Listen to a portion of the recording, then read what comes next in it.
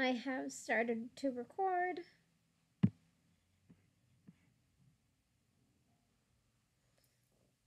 Okay, let me just do something real quick.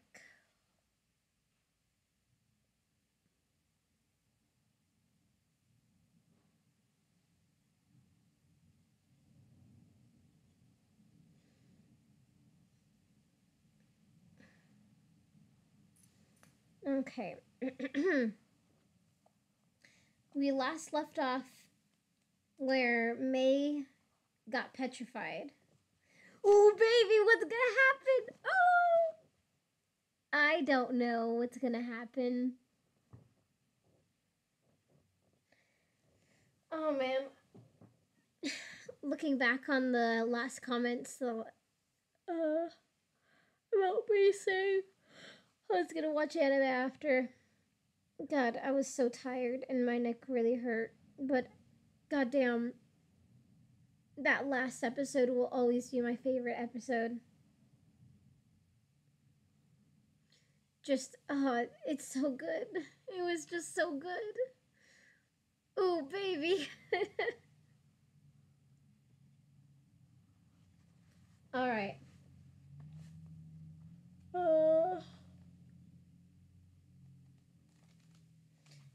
So I want to read as much as I can.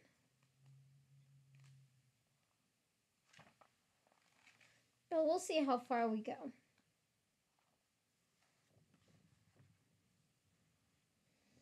And covering myself up because I'm a little cold.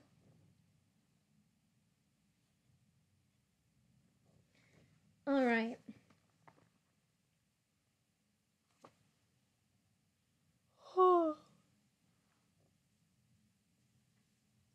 Excuse me. Alright. Chapter 14. Statues. Thunk. The sound came from above May. The sound that came from above May was the exact same as the stopper being pulled from a bathtub. May would have flinched had she not been made of stone.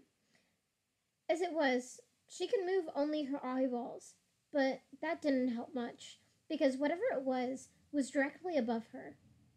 A beam of white hot light, the kind she had only seen only once before, poured in around her. Her heart began to pound in her chest, in her frozen chest. There was a rattle and a crunch as she felt herself being broken free of the ground at her feet, and then she was being pulled upward through the round hole that had been created in the ceiling. A moment later, she was found outside again. The snow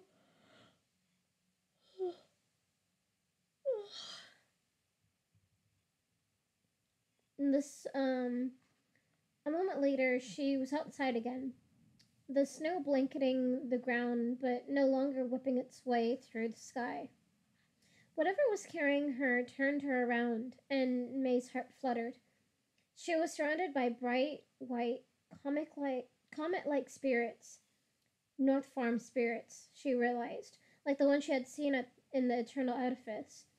They parted, revealing a glowing sleigh, majestic, red as rose petals, and drifting with bells.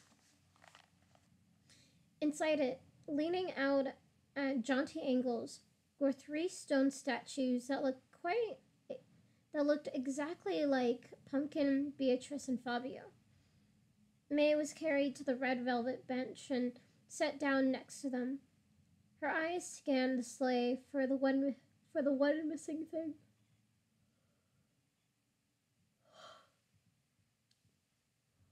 Somber kitty, she tried to say, but her lips wouldn't move.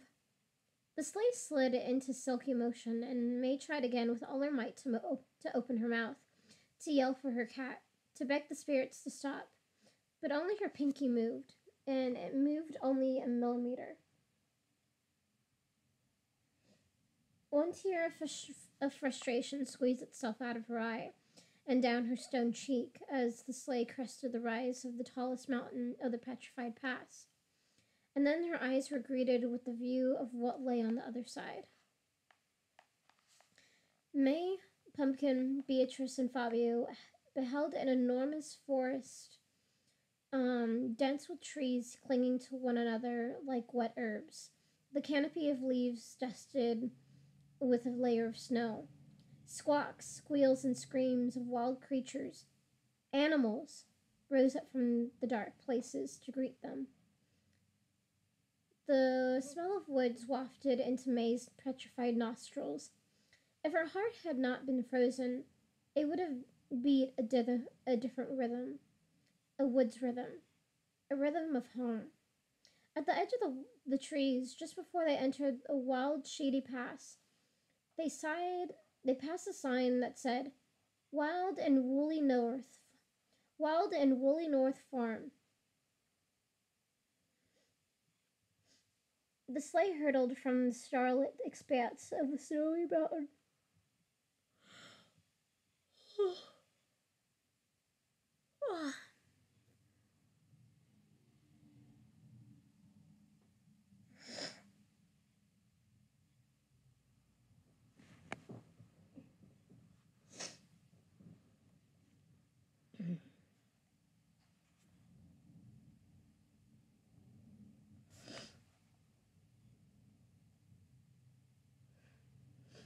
Sorry, getting distracted.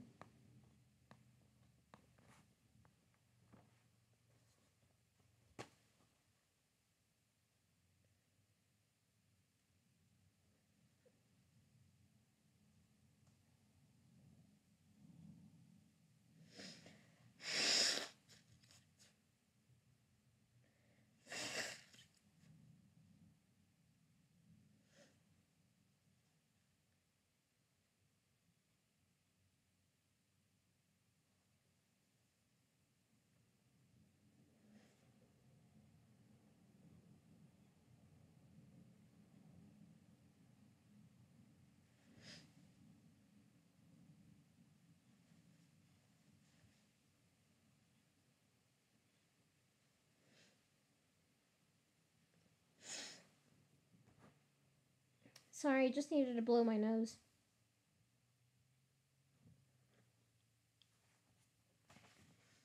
Alright. At the edge of the trees, before they entered a wide, shady path, they passed a sign that said, "Wild and Woolly North Farm." The sleigh hurtled from the starlight expanse of the snowy mountain into the dark, lush greenery of the woods.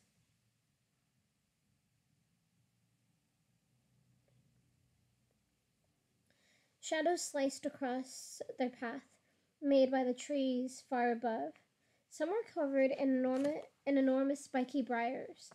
Others were wrapped in strangular in strangler vines, and others drooped vibrant. Okay, let me say that again. Some were covered in enormous spiky briars. Others were wrapped in straggler vines, and others still drooped vibrant flowers. The trees on either side of the path seemed to toward them as they passed, and from the corner of her eye, May could see vague faces in the lines of the bark, watching. All along, one name seemed to be whispered through the leaves with excitement: Maybird. Ahead of them, one tree rose above all the rest. Its branches curved and bent this way and that. Its boat-shaped leaves were shiny and droopy and unruly. Its limbs stretched out above the forest ceiling like fingers. Gigantic white, gigantic white flowers dripped from its branches. It was it was the tree May had seen all along, and the stamp on the letter she'd received back home, and the leaves above the lake, and the clouds above the city of Ether. May knew it May knew it in her petrified bones. It was the tree of the Lady of North Farm. Other sounds closed in around them. Loud crowing, rustling leaves, loud crowing, rustling leaves, the buzzing of insects. The woods were alive with great translucent birds sitting there, here and there. Birds May had seen in pictures. Dodos, albatross, vultures. She glimpsed, she glimpsed enormous Venus flytraps, glowing scarab beetles, and ferns so large that they looked like they belonged to like ugh, and ferns so large they looked like they belonged with dinosaurs. A ghostly murder of crows skimmed the air just above their heads, followed by a lone owl peering down at them. Who? Who?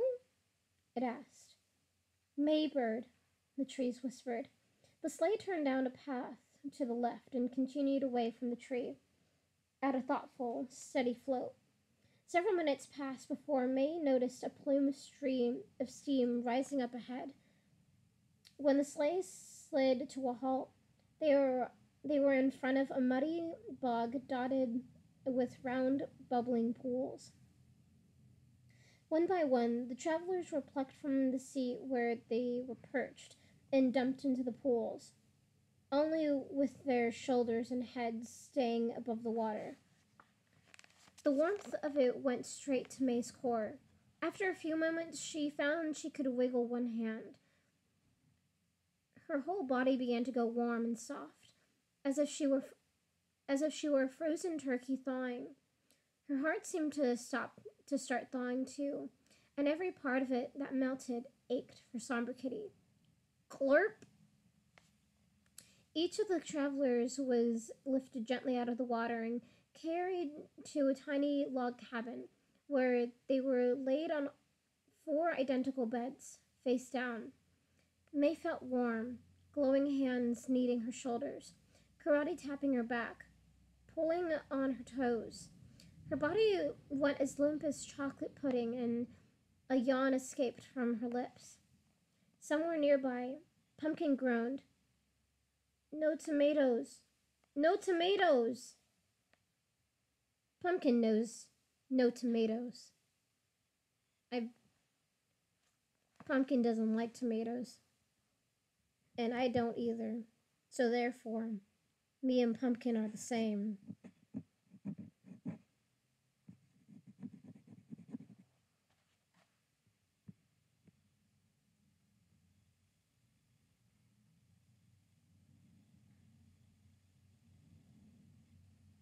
The truth comes out.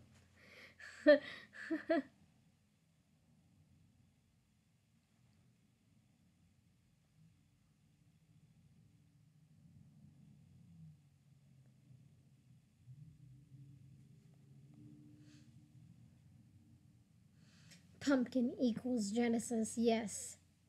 Yes. Okay. May summoned the energy to swivel her neck and look in the direction of the others, lined up beside her. Pumpkin appeared to be talking in his sleep. Fabio's stony face was turned to her, but he still but he stared but he still stared blankly ahead. A tiny tear dribbled a crooked line from his eye to the tip of his mustache. Beatrice lifted one hand sluggishly to her face and smoothed back a messy piece of hair. Pumpkin, May whispered, her lips rubbery and awkward. She licked them and tried again. Pumpkin, wake up!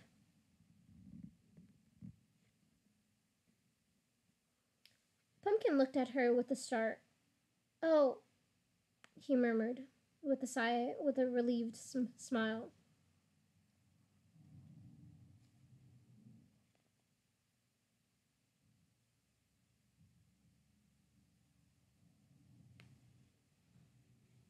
And then his eyes scanned the room.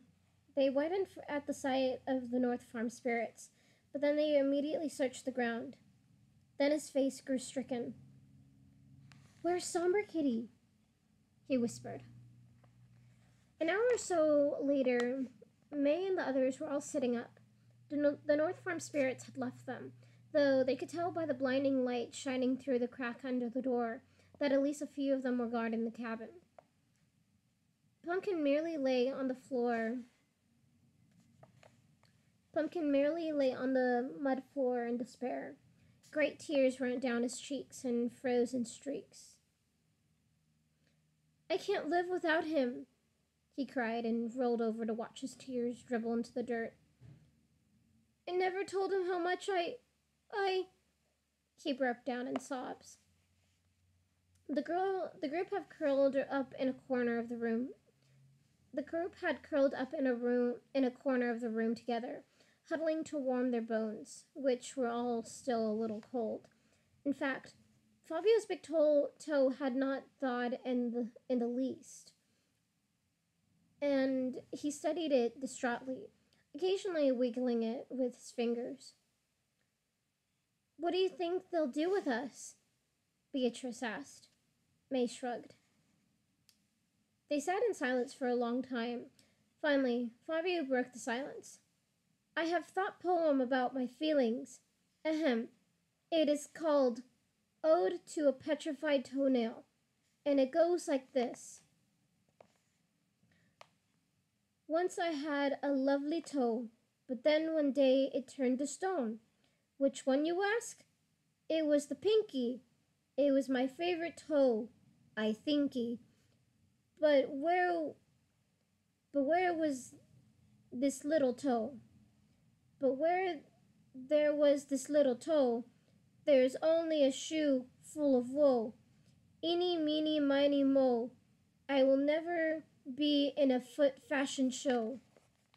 To play soccer, I will never go. To flip-flops, I must say no.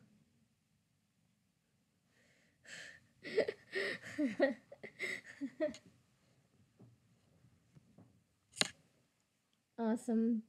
Amazing. Okay.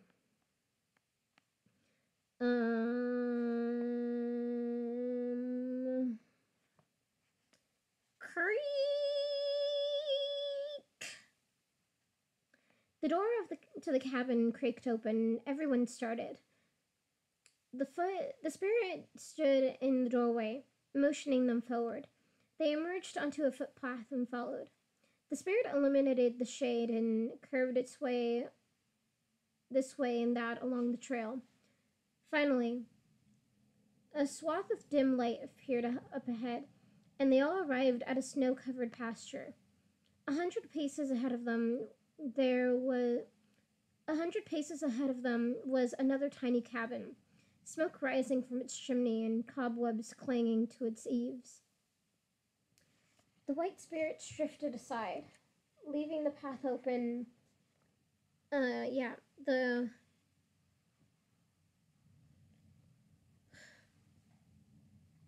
white spirits drifted aside, leaving the path open to the front door. Where are we? Where are we? Pumpkin said darkly. Bee sidled up just behind Fabio's arm and linked her hand through the crook of his elbow. May looked at the North Farm spirits, who watched her calmly with their slitted eyes. Hold on, let me just get...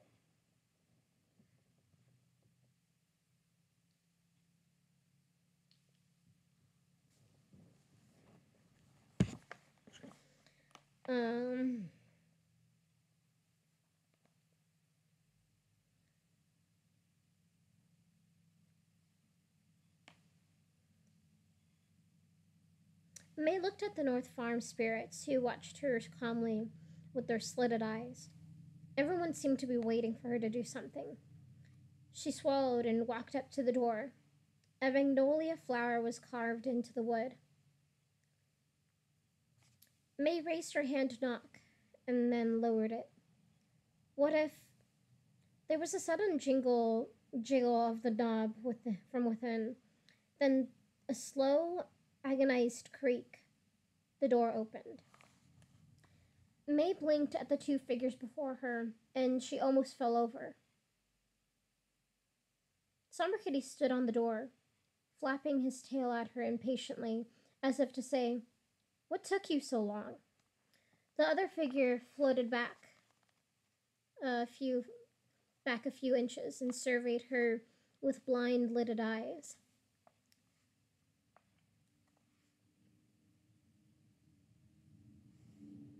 Oh my god, I forgot about this. This is a plot twist for me now.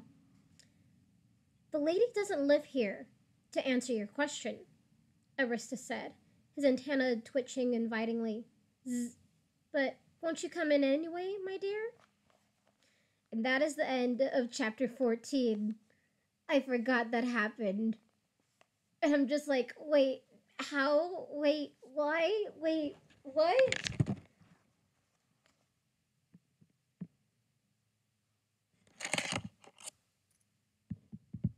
Okay.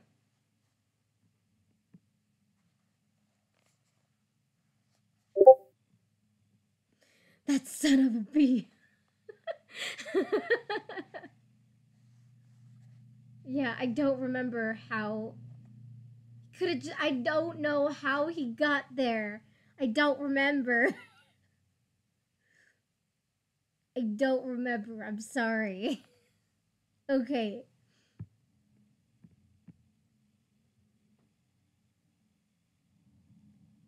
I have a lot of feelings too about this, you know. I just don't remember what the fuck, how he got there.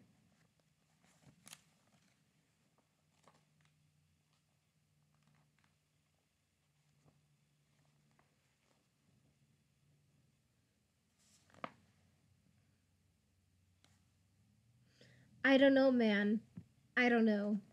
Okay. Chapter 15, so we can clear this shit up because I don't remember either. Chapter 15, The Beekeeper. It was a very embarrassing spectacle for a full-grown house ghost, but Pumpkin did not seem to notice. Pumpkin, zzz, you are not a child. Will you please remove yourself from my lap? Why don't you go back to hugging and kissing the cat? Pumpkin nibbled his finger, but he wouldn't budge. He had planted himself on Arista, and he was not letting go.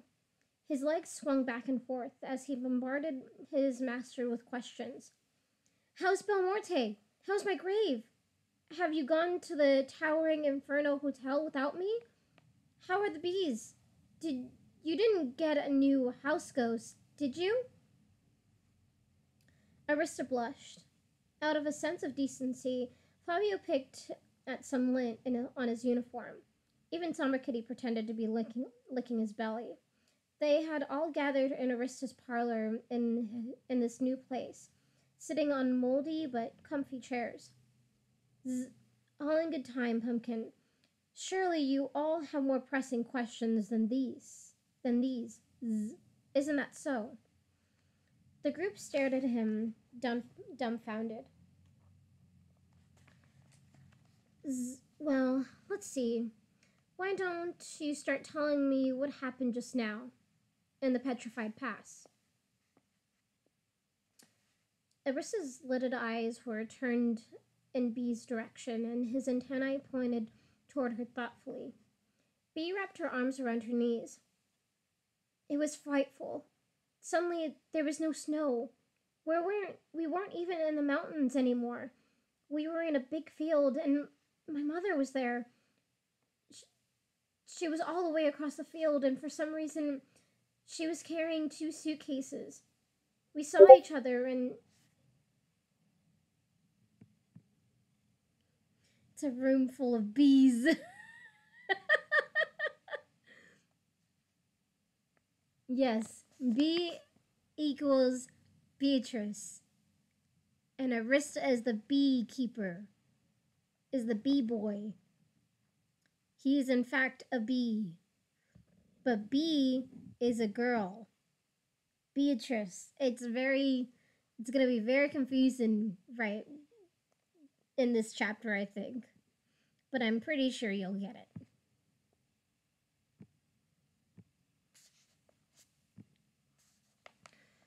Alright.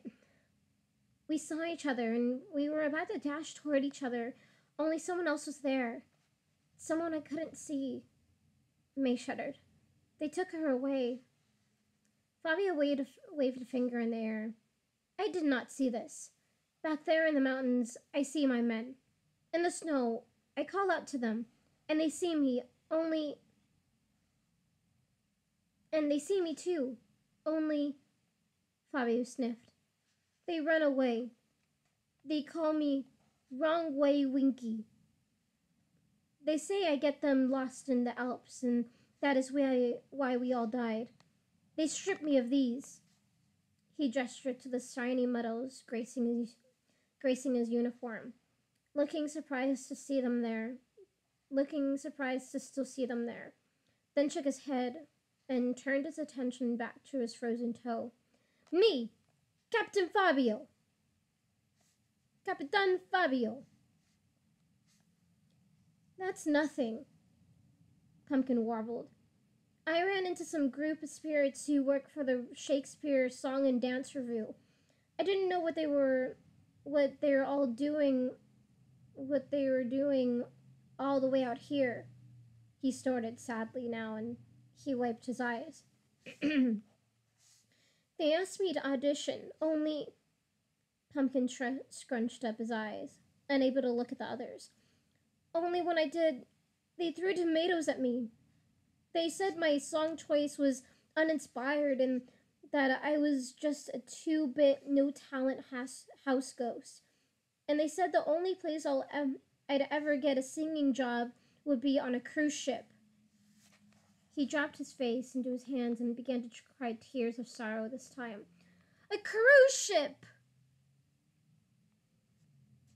Something was beginning to dawn on May. Petrified, she said. What? Beatrice asked. I don't know. May looked at her hands. Arista studied her closely with his blind eyelids. What do you think happened, May? We saw our worst fears, the things that most petrify us. Pumpkin's scared of failing in front of an audience. She turned to Bee. You're scared of your mother being lost forever. Fabio's scared that it was his fault that his men died. Fabio let out a big sniff. I am afraid of no such thing, he said, tugging at his stone toe. Bee patted his arm. Of course not, Captain. Arista nodded. Yes, precisely. Very good, dear. He leaned back in his chair. You're very lucky you had an invitation. The lady dispatched the North Farm spirits to collect you. I suppose I was down there looking for you myself, just in case, when Kitty found me. Then everyone turned to May. They waited. May had a feeling she knew what they were waiting for, but she didn't want to acknowledge it. In fact, she pretended to be braiding her short bangs. What did you see back there? Beatrice finally asked. May felt her face flame up. What could she say? Herself? Beau Cleaville, she lied, looking at the ground. I saw Beau Cleaville. She braided another handful of bangs and turned to Arista. What are you doing here? She asked, changing the subject. I received an invitation too. Oh, I said that so weird.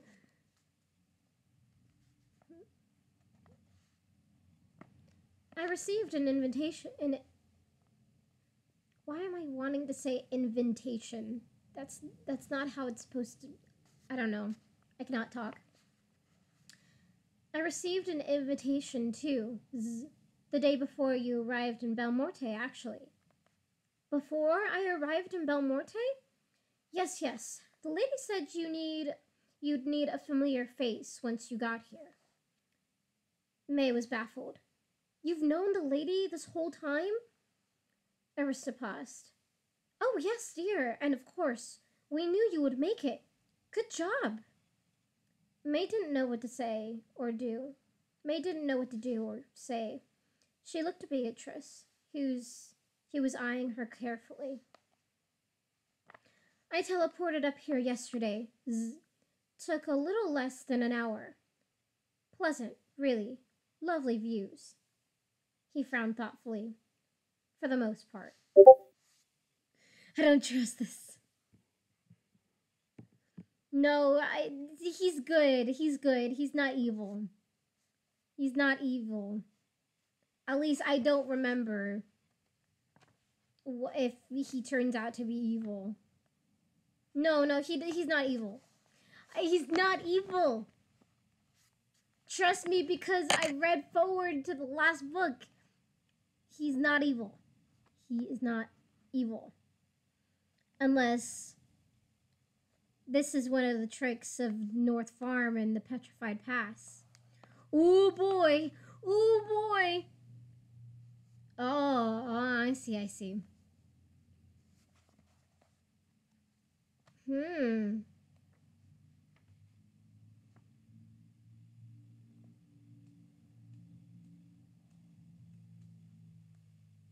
Who knows? Maybe you're right. Maybe you're wrong. I don't know, man.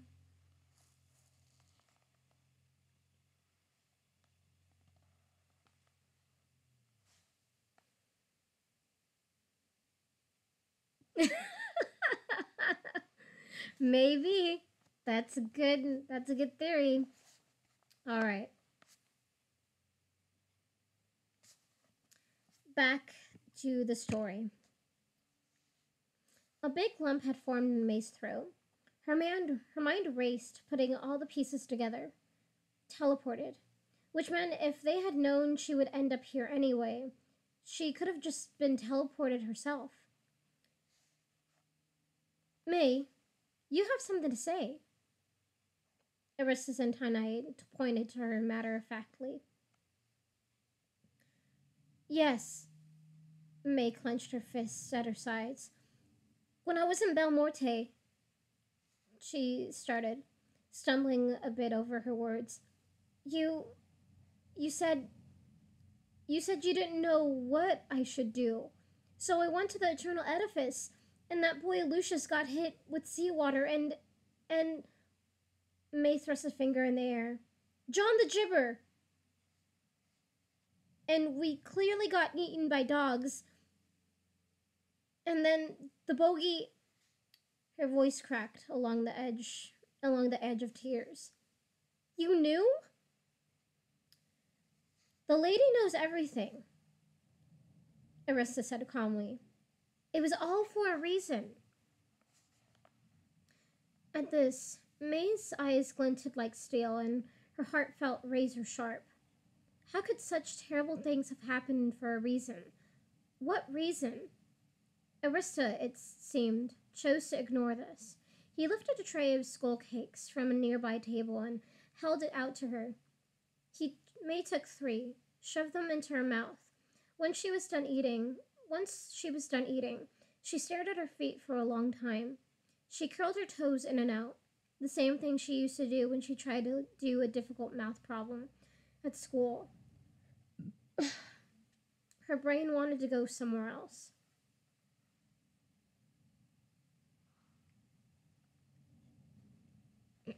Yeah, her brain wanted to go somewhere else.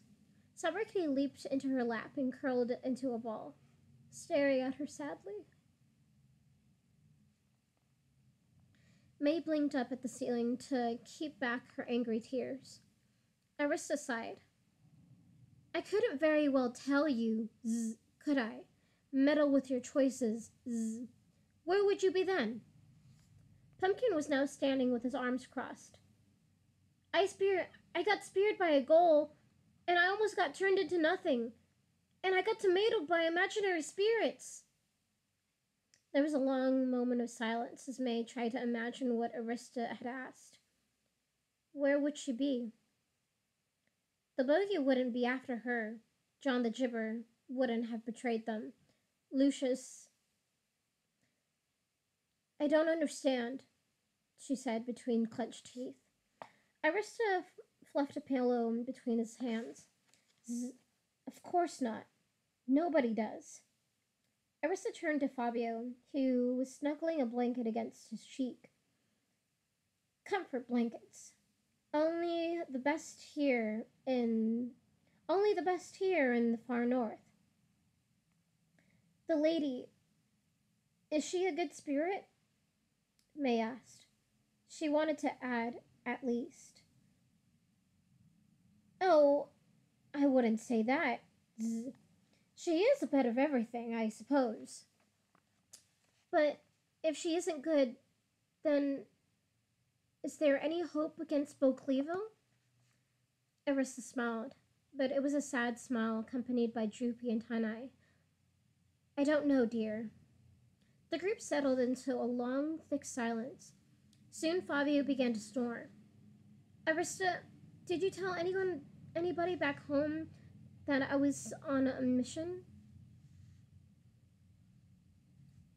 Let me say that again. Arista, did you tell anybody back home that I was on a mission?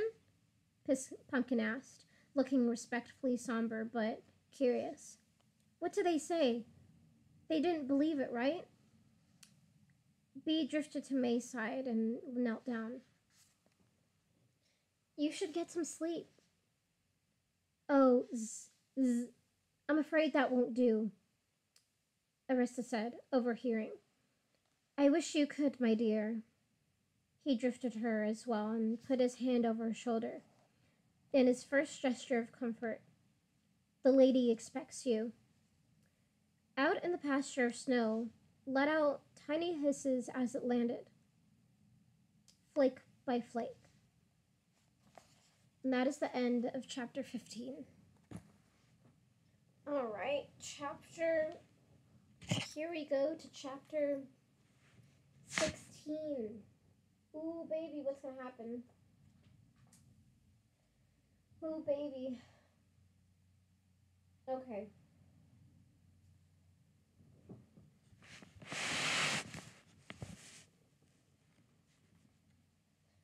Alright.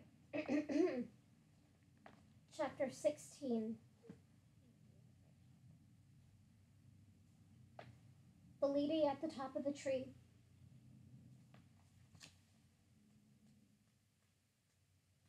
Oh yeah, this is a big chapter. It's like 9 pages.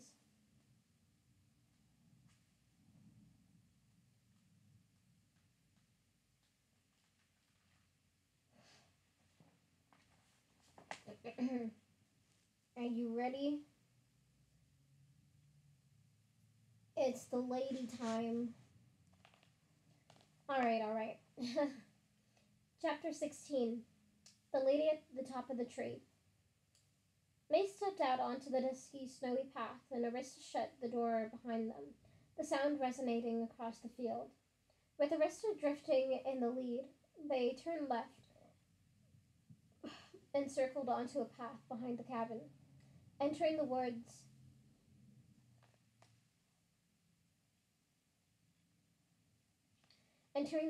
On the other side of the field. Under the canopy, thousands of fireflies had sifted out of their holes to fill the spaces in between the trees. May breathed their woodsy smell, and the forest air ran through her fingers and her toes, the way it had done when she was running wild at home. They went away deep into the forest to where the trees grew even larger and wider. The cracks in the bark were deep enough for May's fingers to fit snugly inside. Eventually, a deep green glow appeared up ahead, and a few minutes later they came to a circular clearing punctuated by giant roots bursting through the surface of the ground. The roots emanated from a huge magnolia tree that dwarfed all the others. May was sure it was the one she'd seen from the sleigh. Her eyes slid from the base of the trunk upward in wonder. Every inch of wood was covered in glowing green lightning, Every inch of the wood was covered in glowing green lightning bugs. Breathlessly, she scanned the limbs above for a sign of the lady, but the upper reaches of the tree were obscured in leaves and shadows. Though no flowers were visible from the ground, a couple of giant seed pods dangled from the lowest branches, covered in bright red seeds that clung to sticky strings of sap.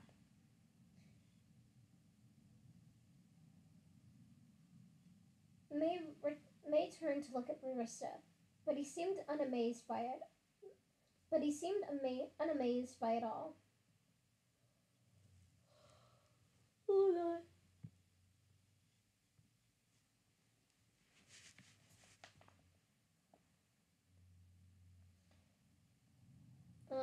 his antennae twitched prickly. Zzz, this is where I leave you, dear. Good luck. Wait!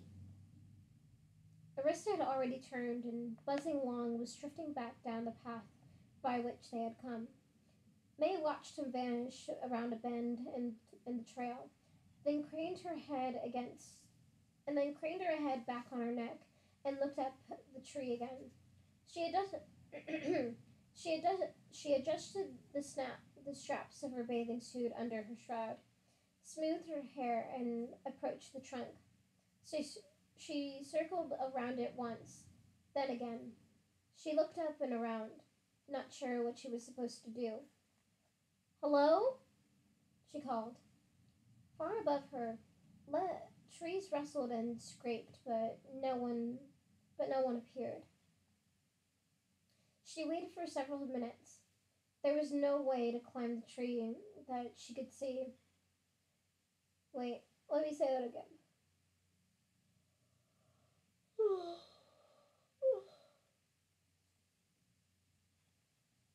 Far above her, trees rustled and scraped, but no one appeared.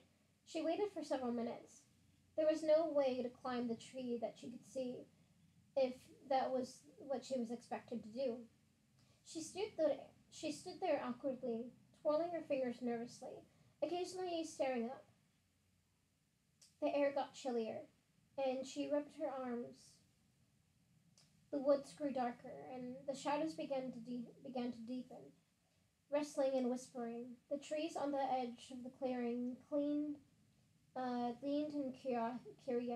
in rustling and whispering, the trees on the edge of the clearing leaned in curiously. May was so busy trying to figure out what to do that she failed to notice the strange mist emerging from the tree behind her. May bird, it whispered. May shut up, whipping around. The tree was shrouded in a mist as thin as a thread of smoke. It circled the tree once, then twice, in a long, sinuous ribbon. May bird. May stumbled back a few feet. She could just make out two slits of eyes in the mist, then a mouth, as it circled the magnolia. What are you? May asked. Behind her, the other trees rustled, as if giggling. A great breath seemed to issue from the mist like the wind, sending the dry leaves on the clearing floor scuttling. When May looked at her feet, the leaves were arranged just vaguely into letters. Tree spirit, they spelled. Oh. Oh.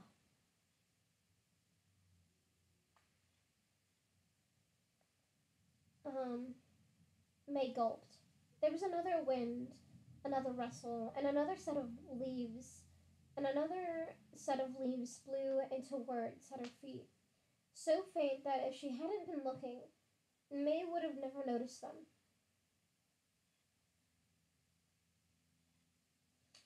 H. Kari Threadgood, at your service. May didn't know whether to gasp or laugh. That a tree spirit had been writing to her was something she'd never suspected, and that it was named H. Kari Threadgood. Threadgood was almost as odd, and that it was named H. Kari Threadgood was almost as odd. The leaves changed again. The lady is waiting. With that, the mist rolled its way up around the tree, seeming to beckon her. May looked at the glowing bark, covered in millions of crawling creatures. Then she shook her head. I don't know how to get up, she called, but the mist continued to swirl upward, finally disappearing from sight. Wait! May cried. May cried. At the sound of her voice, the thousands of lightning bugs covered the bark of the great magnolia, took flight, surrounding her in a glowing cloud of fluttering wings. May instantly felt she had made a big mistake. The bugs began to land on her, covering every inch of her arms and legs and face, their wings fluttering madly. May shuddered and gasped, and then she felt her feet leave the ground. Rising and rising, May closed her eyes tight. For a long while, she felt herself going up, up, up, until her dangling feet knocked against something solid. Her whole body tickled as though thousands of lightning bugs. Her whole body tickled as though as the thousands of lightning bugs deposited her there, unstuck, unstuck themselves and fluttered downward in a bright twitching cloud to reclaim their spots on the bark of the tree. May was standing in a cluster of limbs, gnawing their way skyward. She held on to a nearby leaf to steady herself and steeled herself to look down. As she did, she swayed. The ground was small and far away. Up ahead, a shuffling among the branches startled her and made her grab her leaf tighter. May squinted hard, trying to make out what had caused the noise. Hello? Unsteadily, and holding on for dear life, she stepped forward, out onto the limb. Are you there? To her left, an enormous magnolia flower clung to one of the branches. May gazed into the cup of its waxy petals in wonder as she shimmied past it slowly. The limb tapered, and soon there was enough room only. The limb tapered, and soon there was enough room only for May's 2 feet, and the plunging space on either side of her. More shuffling came from up ahead, and then, about 10 feet away, 2 eyes peered at her through spaces in the leaves. 2 eyes May knew well. They blinked at her. A cackle issued from the place where they appeared, and then they vanished. Suddenly, the limb that was holding her began to rattle and shake. From the limb, a tiny pod sprouted large green leaves and an oval-shaped bud. May watched in amazement as the bud unfurled, not into a flower, but into a waxy white figure that as fragrant as May's mother's perfume. A hand, old and wrinkled, slowly pushed the white veil. A hand, old and wrinkled, slowly pushed the white veil of the petals aside, revealing a small woman, as small as May, her face deeply wrinkled, her hair tangled up with moss and decaying leaves. Her dress was a cascade of twigs caked with leaves and mud. She moved her hands to her face, slowly, as if looking as if she were holding herself together.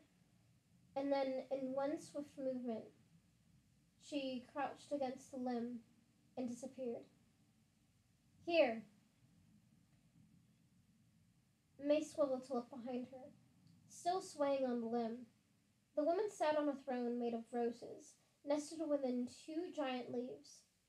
Her face white, her hair a long curtain of moss.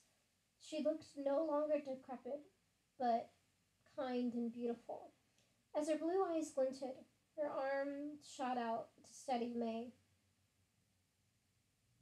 Have I changed? Or are you just looking at me differently? May winced. The woman's breath smelled like the oldest apple rotted away and turned into soil, turned into roots, turned into a tree that had decayed, and turned back into soil. It wasn't completely terrible, but it was full and heavy and thick. Are are you the lady? Don't ask silly questions.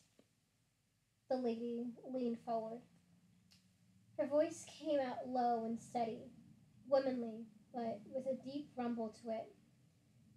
You've come too far for that.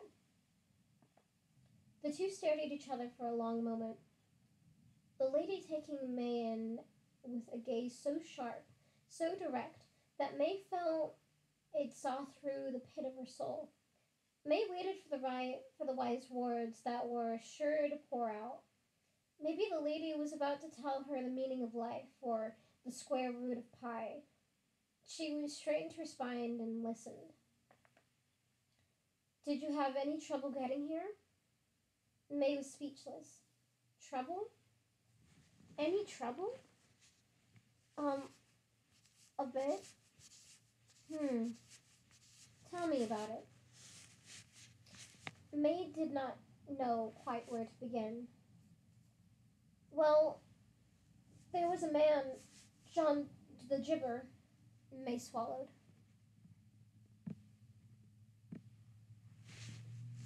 Hold on, I just need to readjust here. Okay, there we go. Well, there was a man, John the Gibber, May swallowed, and a boy, Lucius, and Arista and the bogey. It all bubbled out to the surface, like a scrape sometimes will when someone's there to listen to how it happened. To her own shock, May suddenly felt as if she might cry, or lay down and fall into a deep, exhausted sleep. There, the lady soothed, drifting down from her throne and wrapping May in her arms. Close up, she smelled like flowers blooming, sweet, soft, and new. May didn't question it, but just sank into her embrace. You've done exactly what you were supposed to do, the lady said, and you are exactly who you are supposed to be. But go ahead, cry anyway.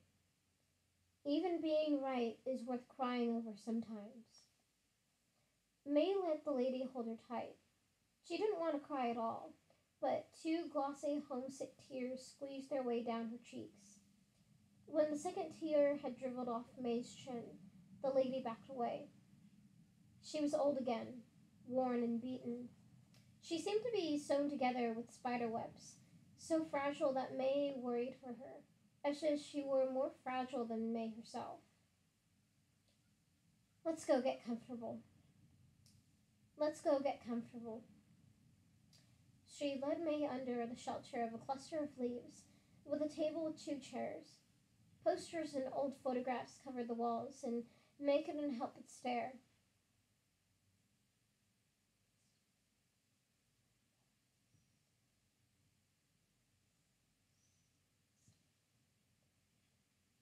Alright, I need to look up something before I say it.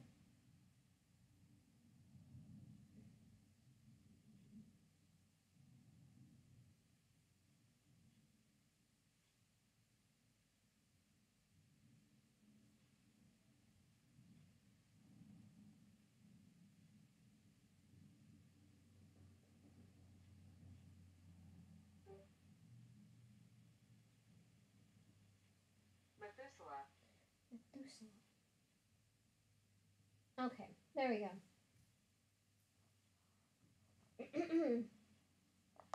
That's what?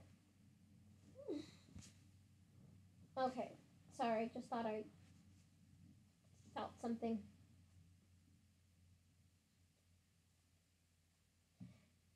That's me and Methuselah, the lady said, pointing to a photo of her and a very wrinkled man. Me and Ishtar, she explained, hooking her thumb at another. A poster hung over the table that said, I left my heart in Babylon. Lots of good times, lots of bad times too. But we don't take pictures of those, do we? Pity, really. Bad times can be beautiful in their way. The lady sank into one of the chairs and rested her wrinkled chin on her wrinkled hands, staring at May, waiting. May stared back. How's Pumpkin? The lady asked. May goggled at her. This was not how she had expected things to go at all. The lady reminded her of her granny. She cocked her head, surprised. Fine. The lady's eyes glinted affectionately.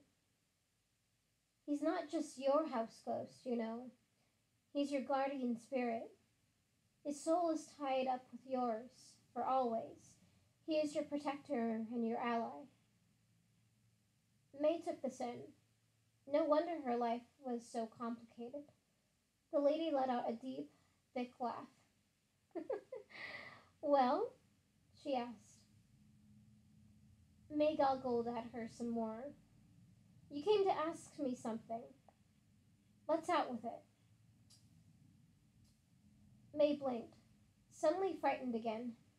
You sent me a letter. You asked me to come. The lady winked. But that's not why you came. May just stared.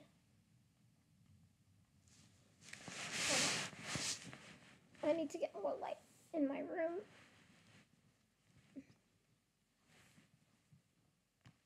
There we go.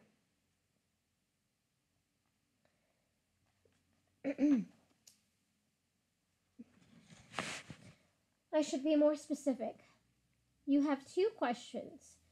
Trust yourself enough to ask them. May leaned back in her chair. She smoothed down her bangs nervously. Am I really that girl? The one I read about in the Book of the Dead? She muttered, surprised at the words that as they came out of her mouth. It wasn't the question she'd meant to ask. You already know the answer to that. May's heart gave a thud. I'm not a fighter. The lady shrugged nonchalantly. You're a hider. That's what you're thinking. And you're right. May swallowed and nodded, feeling very small. The lady kneaded her wrinkled hands. What you are hiding from the most, my dear, is that you are none of those things. You are so afraid of being cowardly, weak, small.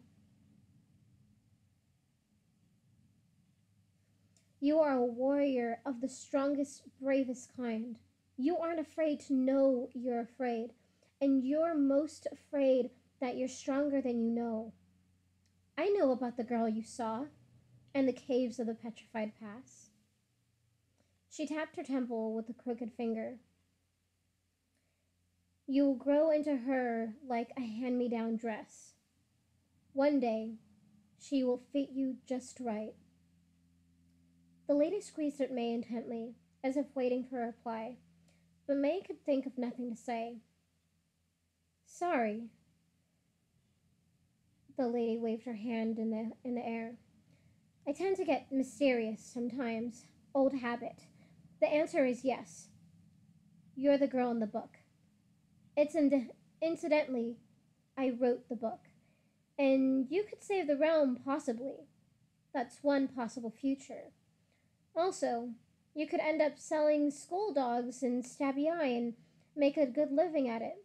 Until Bo Cleavel comes, of course, and destroys Stabby Eye. Hauls you off to his fortress in the northeast like all the others. But I don't think that's what you want. Which brings us to your second question. Now she had changed again. She had the look of a panther. Her eyes were sharp and glinty, Her fingernails seemed to be claws. Her body, though old, seemed poised to pounce. May stared at the leaf wall just beyond the lady's right shoulder. She could feel her hands shaking. A weight of horrible guilt and fear settled over her. Can I go home instead? The lady's eyes flashed. Of course. May gasped. Really?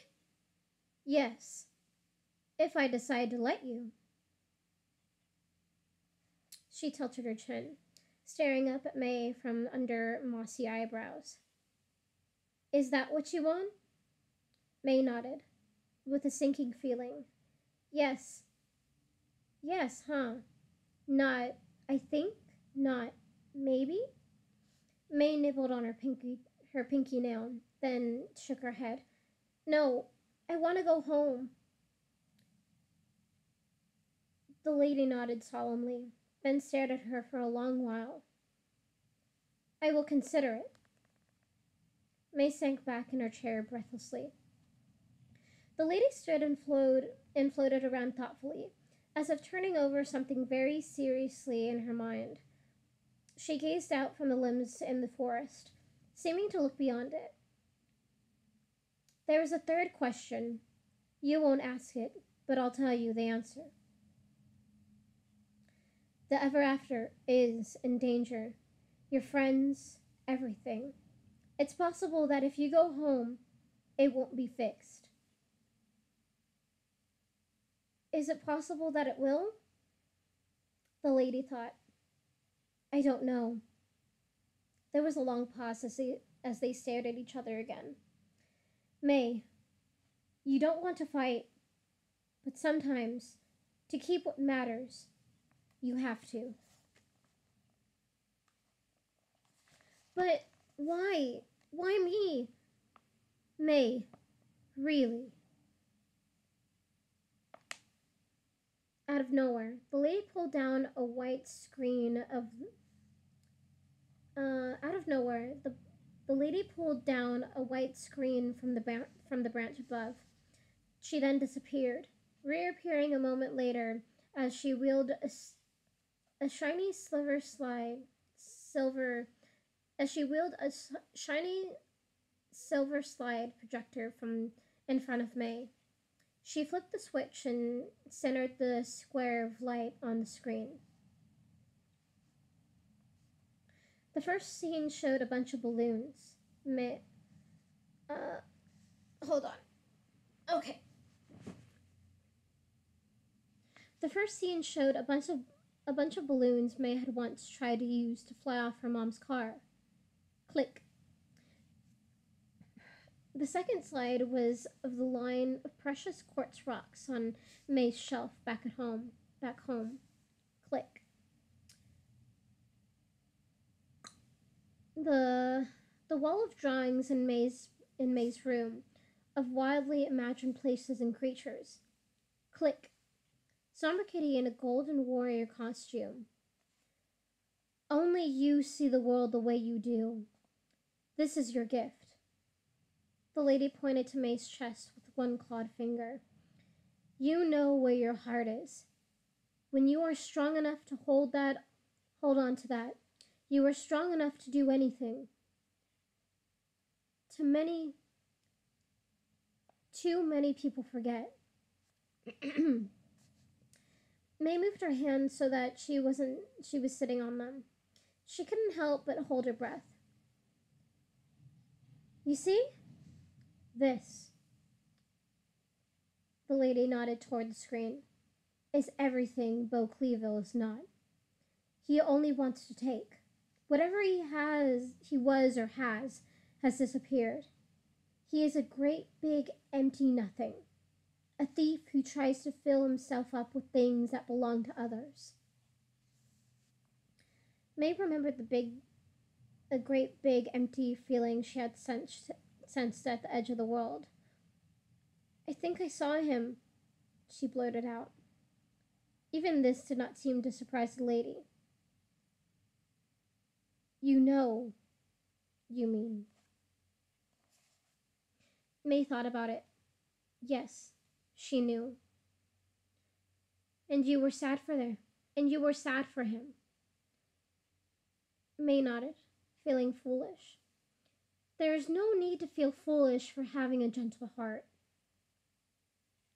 He said we're all just made of stardust, May murmured. He says we're very small. The lady, to May's surprise, laughed at this. And what's wrong with being small? The picture of the quartz rocks. The quartz rocks flashed back onto the screen, their surface woven in tiny white crystals. People said all those rocks you collected were worthless, the lady said. You have to believe otherwise about all the things people say if you are going to get anywhere worth going. I can try. Oh, May, trying is the only thing. Always try. The slideshow continued along into the night, and May and the lady talked about all the images, things May had seen, the kids at school, and finally, May's mom. The lady squinted, seeming to look inward. I'm fearful for her. I can understand your wish to get back to her. May's hand, still underneath her, had begun to go numb, but she clenched her fingers tightly together at the lady's words. Fearful? Why? The lady only stood abruptly, and this time she looked like a teenage girl, fresh and excited and full of energy. She led May to an enormous magnolia flower, its petals ever so slightly open. Wide enough for someone just May's size to fit snugly inside. This is where you'll sleep.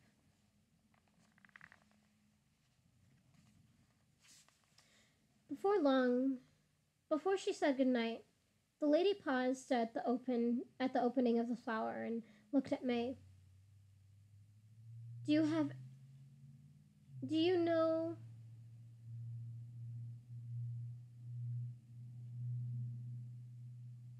Wait, let me read those.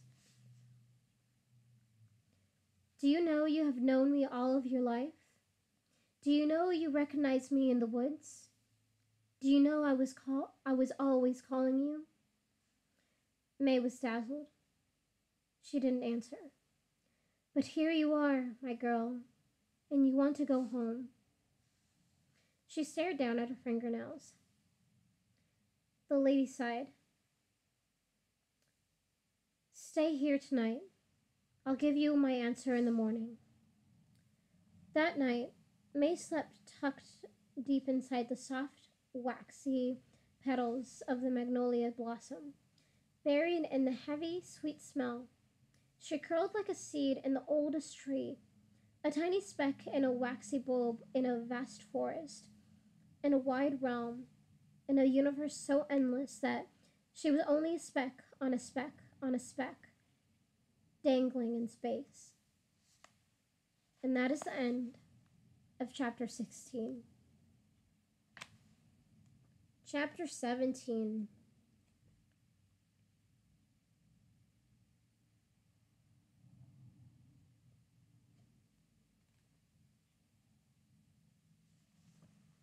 Okay, let me just take like a 2-minute break because I am kind of tired.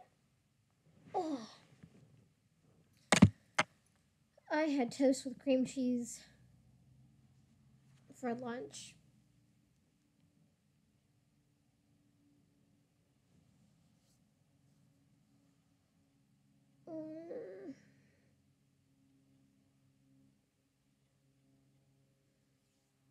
But oh boy, what's gonna happen? What is the lady gonna say? We're officially at the halfway point of this book. Thank God.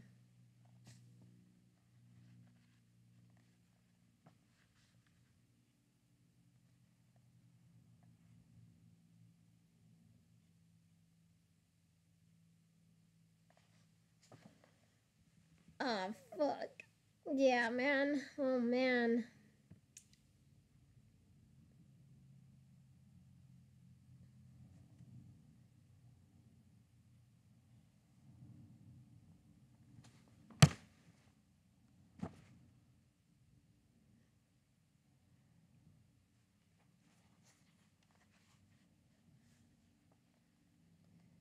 Alright.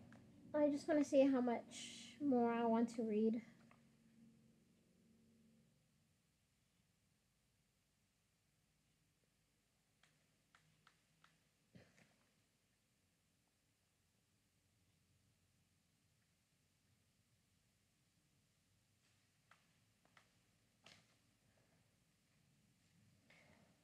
Oh.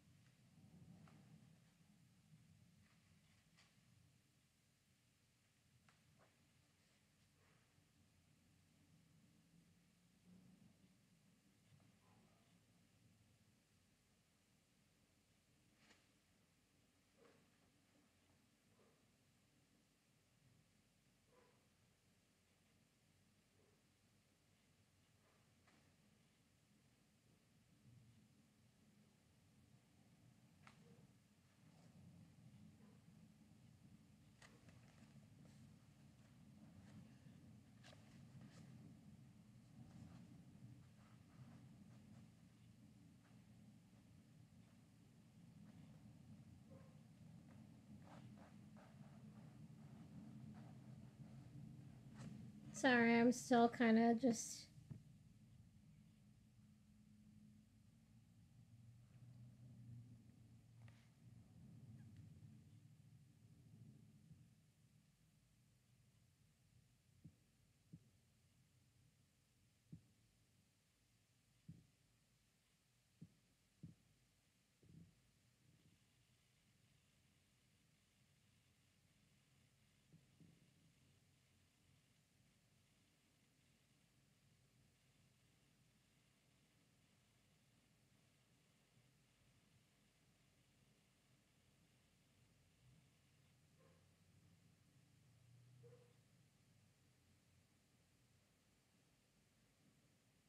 Oh, do it. Go do that.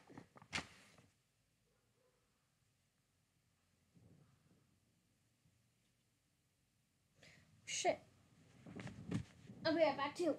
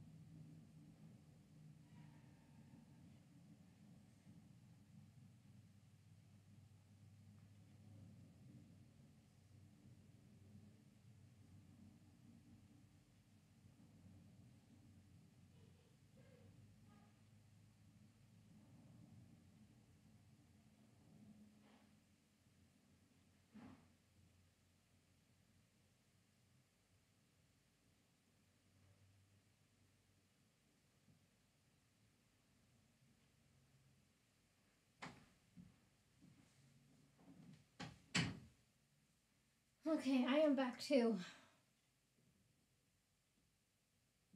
Maybe you're still putting dishes away? Oh, fuck.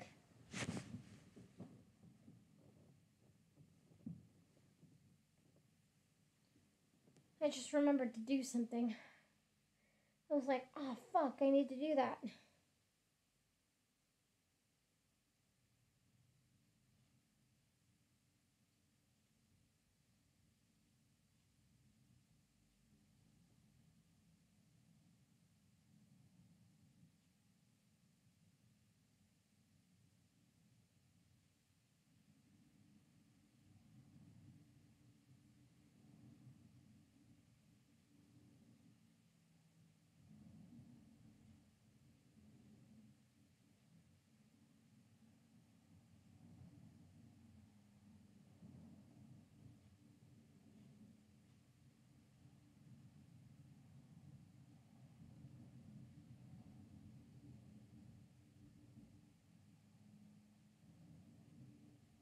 Oh, you're back? Okay, cool. I am also back. I forgot I had to do something real quick. We're draining out the water in the pool, and we have a pump, and it's just going down the side of the bank. And they told me to turn it off at 1, or to unplug the pump out by 1. And I just realized it's 2:45. I'm just like, oh my god. I mean, it's fine.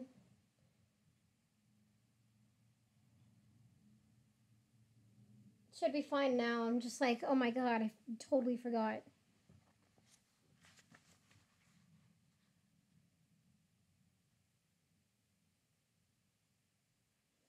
Okay. I kind of just want to stop here. Just because I just want to stop here. So I think I might just stop right here. I'm just like, man, I could keep on reading some more, but I kind of don't want to. It is a good place to stop, man. Very good place to stop. Alright, I'm going to stop recording right now. Thank you for listening. Bye-bye.